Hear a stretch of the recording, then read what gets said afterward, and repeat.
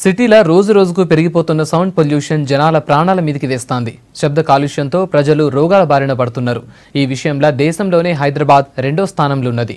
Sound pollution తగ్గించేందుకు PCB అధికారులు చర్యలు తీసుకోవాలంటున్నారు ప్రజలు.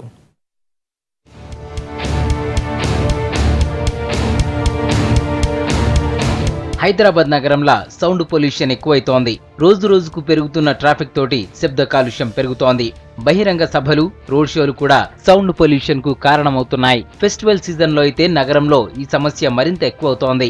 దేశంలో ఉన్న 7 ప్రధాన నగరాలల్లా శబ్ద కాలుష్యం సాధారణ స్థాయిని మించిందని కేంద్ర ప్రభుత్వం చెబుతోంది. చెన్నై మొదటి ప్లేస్ లో ఉంటే హైదరాబాద్ రెండో స్థానంలో ఉంది. నేను స్టూడెంట్ ఆఫ్ ఫ్రాంక్ఫిన్. ఇక్కడ మా కాలేజ్ వచ్చేసి రోడ్ పక్కనే ఉంది. సో సౌండ్ పొల్యూషన్ చాలా ఎక్కువైంది.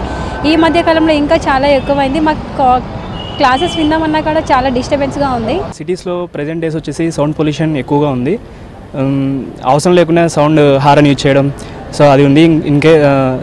స్ట్రీట్స్లలో, సందులలో కూడా ఎక్కువ హారన్ యూజ్ చేస్తుంటారు. స్కూళ్లు, దవాఖానాలు, పార్కుల వంటి సెన్సిటివ్ ఏరియాలల్లా ధ్వని 45 డెసిబుల్స్ దాటకూడదు. రెసిడెన్షియల్ ఏరియాల్లో 50, మిక్స్డ్ ప్లేసెస్లో 60, కమర్షియల్ ఏరియాల్లో 70, ఇండస్ట్రియల్ ఏరియాలల్లా 75 డెసిబుల్స్ దాటకూడదు.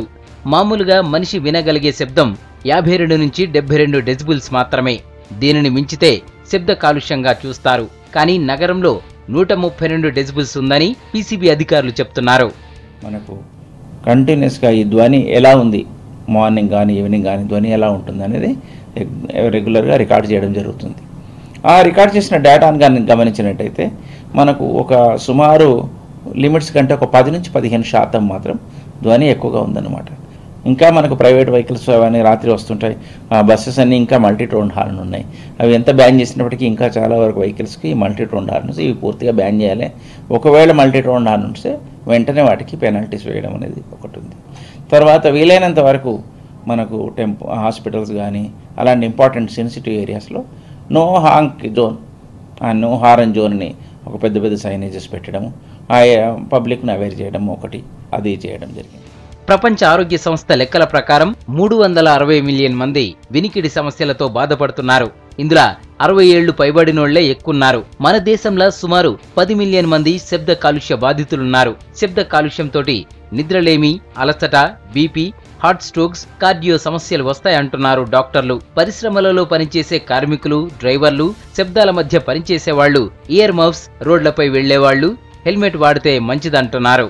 సౌండ్ అనేది మనకి ఓన్లీ చెవుల నుంచి మనం వినేది అక్కడ డ్యామేజ్ కాకుండా ఆ సౌండ్ అనేది ఎప్పుడైతే బ్రెయిన్ మీద వరకు వెళ్తుందో ఆ బ్రెయిన్ యొక్క ఆ ప్రెషర్ ఇంపాక్ట్ చాలా వరకు మనకి సైకలాజికల్ ఇష్యూస్ కలుగజేస్తూ ఉంటుంది. ముఖ్యంగా మనకి చిరాకు, కోపము, అలసట, దాని తర్వాత ఆలోచించలేకపోవడము, ఒకలాంటి స్తబ్దత అనేది అంటాము. ఆ సౌండ్ పొల్యూషన్ వల్ల చాలా కామన్గా చూస్తున్నాము. ఇప్పుడు మన చుట్టూ ఉండే సౌండ్ మనం కనుక చూస్తే ఆ సౌండ్ 70 to 90 డెసిబిల్స్ వరకు కూడా వెళ్తుంది. ప్రతి ఒక్కరూ బాధ్యతగా ఉంటే సమస్య నుంచి బయటపడొచ్చంటున్నారు నేచర్ లవర్స్.